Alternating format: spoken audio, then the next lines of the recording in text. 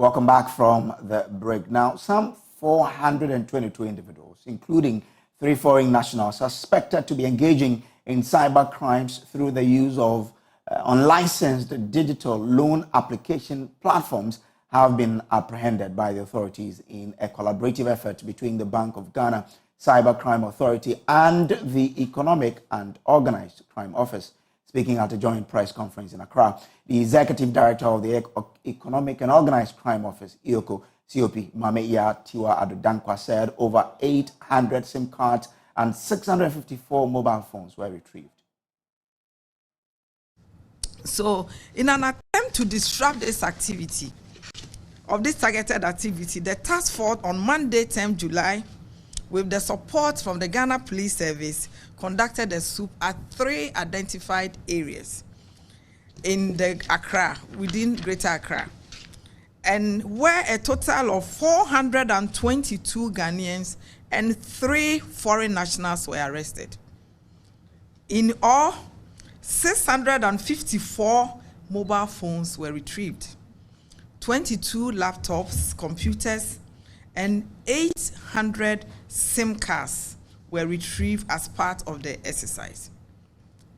And investigations are ongoing, and with the support of the Cybersecurity Authority, we'll go through the processes and procedures as prescribed by law, so that we look at what we can find for evidential purposes, and we'll follow the law and make sure they are taken through the due process as prescribed by our judicial system.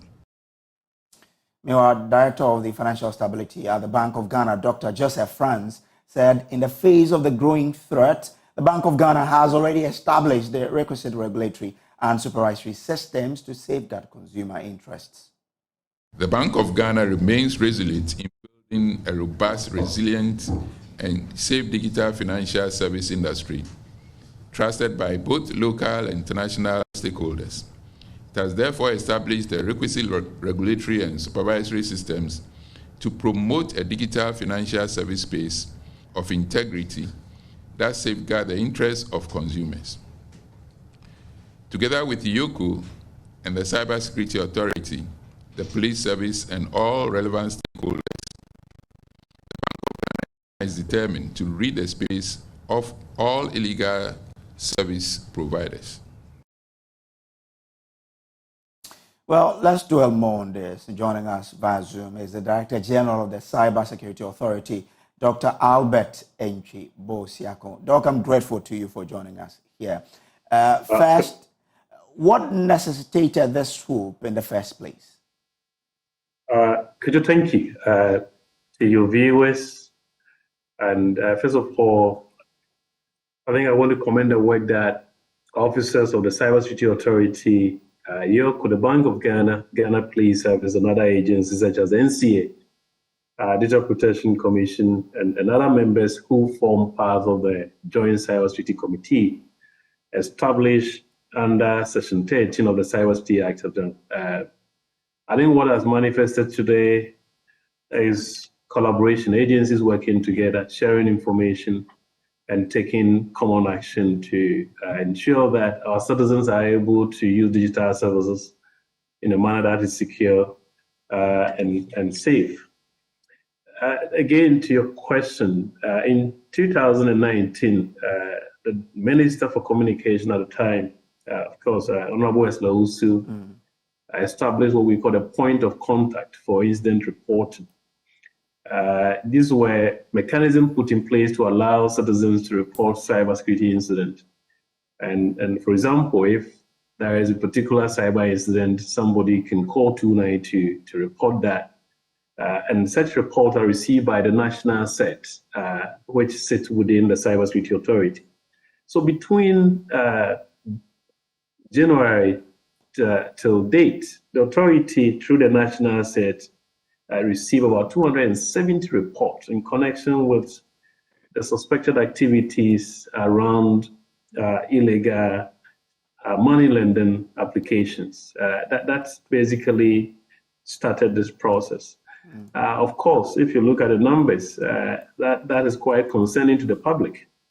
Therefore, the authority, for example, took some steps by issuing advisory, that was in January and March, warning citizens to stay away from such unlicensed activities. We also have the Data Protection Commission that also alerted the public because, of course, the actors in that space were abusing the private data of individuals. Bank of Ghana also took some steps, including revoking some licenses of institutions that had a license to operate. And I think there had been awareness creation as well being done.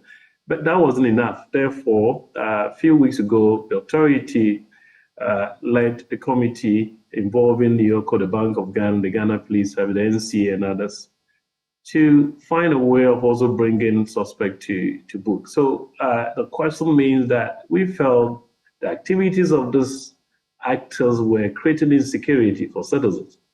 And therefore, jointly, we needed to act. And that act was to arrest perpetrators who are currently being processed. And I do believe one, the processing is done, led by YOCO. And those who have found to have committed crimes against the Republic with reliable evidence will be processed through the criminal justice system. So is it a correct understanding that I have that not all of the 422 may probably be, part of those who are actively doing this, but they were picked up because they were found at the locations where you went? All right, the fact is, I think the criminal law enforcement actions run through a process. The first point is arrest based on credible evidence. So yes, these numbers have been arrested. The screening will then determine those who are found to have broken the law. And breaking the law means that such proposition ought to be supported by some sort of evidence. The officers who conducted the swoop had seized devices, laptops, mobile devices, and others, and those are likely to provide quite good information establishing who ought to be put through the court process. So what metrics were used to identify these spots that you went to pick up this number of people? I think agencies have their modus operandi, they have their system that they work. And therefore, I think we wouldn't be able to disclose mechanisms that, let's say, YOCO uses to identify a suspect. I think that is not for public discussion. Okay. However, what also helped the process is the fact that we had victims who provided valuable intelligence to law enforcement agencies. We also had concerned citizens who actually reported the activities of those perpetrators. And I think that's what we want to encourage the citizens to do. Once we have such suspects around our neighborhood and we are able to provide that information to the law enforcement agencies together with their internal systems and processes, they will be able to follow up, do the needful arrests, those who are causing fear, those who are undermining the digital infrastructure that has been created, and those who are abusing people's lives online. So once you are part of the stakeholders who are pushing this, have all the 422 people been charged, and what was their charge? I think the executive director of YOCO, whose agency is leading that aspect of this joint activity, made it very clear that processing more than 400 suspected actors in this is not a one-day job. It's going to take a bit of time because you cannot just charge people without adequate and credible information that will be able to stand the test of time when subjected to the criminal justice process. Okay. So I do understand the process ongoing. I do understand they've been billed as the law requires, but of course they do report to that. I think the media can still follow this and see where this process. But I think as collaborators, we're determined to see to the end of this process. The arrest is only the commencement of the full process that we need to take this through. And those will be found to have, again, breached the law. And the laws are the Cybersecurity Act, the Bank of Ghana Deposit Taking Act, the YOCO Act, Electronic Transaction Act, and obviously Data Protection Act as well. So these are the various legal instruments which is guiding the work of the law enforcement actors who participated in this activity. How many loan apps were involved? I think we as far as I'm concerned, I have more than 60 loan apps currently. Again, the 60, I think 170 is what we work with. We keep on going through the process. I was actually looking at my screen to look at the numbers. 170, some have been taken down from the internet, because that is also part of the actions, not just arrest. I didn't mention the awareness creation have been created, advisories are issued. So there are multiple areas we're looking at in responding to the issue. So we have taken some of those apps off Google already. We're still working with them to do that. And of course, the officers of the National Set and other partners are continuing working to identify any other application that may be associated with this. Of course, investigations are also likely to reveal any additional such apps, and I do believe the numbers will be changing as we move along. Okay. Thank you. So we are looking at prevention as well. So what measures are being put in place to ensure that the public, are protected, or we reduce this menace of people using dubious means to dupe people? Again, could you thank you? I think law enforcement has acted in this particular way, and most importantly, jointly. And the public has a huge role to play. I want to put this in the context of demand and supply. Okay, this suspected malicious actors, of course, their activities are driven by demand. It means we have citizens who are patronizing the service. Once we are able to warn our citizens, educate our citizens to stay away from such acts, certainly there wouldn't be that reward. That incentive would have been taken out. So I think the responsibility here is on the public. We should avoid patronizing such services. We should verify that the various institutions we're dealing with are licensed by the central bank to conduct this activity. We should exercise some level of due diligence. We should be wary of deals which are too good to be true. And above all, I think the authority has made available point of contact, for example, 292. You can call the authority free, and officers 24 hours will respond to you. When you have suspicious information, you can send through WhatsApp 050-160-3111.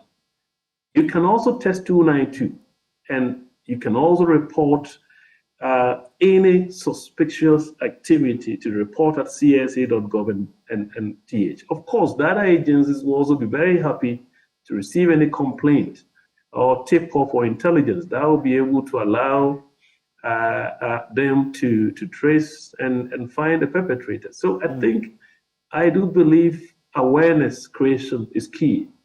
Our citizens ought to be careful what kind of services. Not every app that is on Google is friendly and is productive or is good to be used. Don't share your private information. Don't engage in some of this activity. Deal with legitimate institutions. And I think that is where we need to focus on. But Doc, what is the challenge of the Cybersecurity Authority that we do allow these apps to stay on for quite some time before intervening? At the time that the authority will come in, many people would have fallen victims. I think, frankly speaking, I think there is a misunderstanding. If anybody thinks that there is somebody somewhere who can control what is put on the internet, it's not. I think the internet itself was established based on the freedom and liberty. Anybody at all can put anything there, unless you actually start controlling the internet.